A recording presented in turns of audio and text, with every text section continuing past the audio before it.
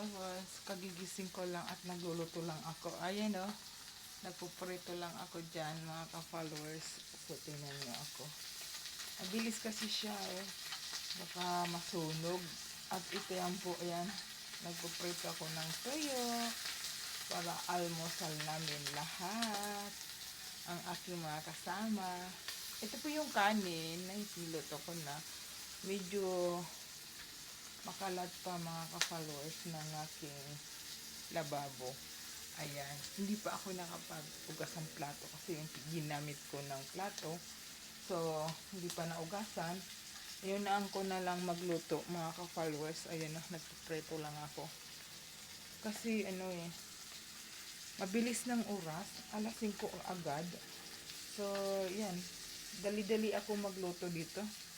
Kasi baka maiwanan ako mamaya, susunduin lang ako ng aking kaibigan.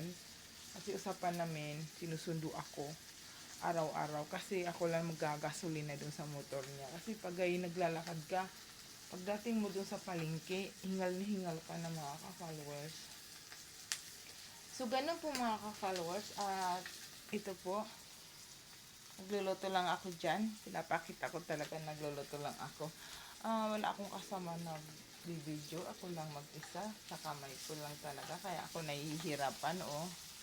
Nahihirapan ako dito na magluto. Pag ay mag-isa tayo. Ayan, mga ka-followers. So, pasensya na sa aking vlog. At medyo magulo. So, yan. Tapos ako magluto dyan. Patayin ko na lang po mga followers. Ayan. So, wala akong ibang lulutuhin ngayon. Tapos na ako. At ayan pong uugasan ko. Nasa lababo pa ang ugasan ko. At yung buhok ko, haggard pa. So, kagigising kasi agad-agad luto lang ako mga followers. So, ayan po. Thank you po sa inyo lahat. Hello, mga followers. Kagigising ko lang at nagluluto lang ako. Ayan o.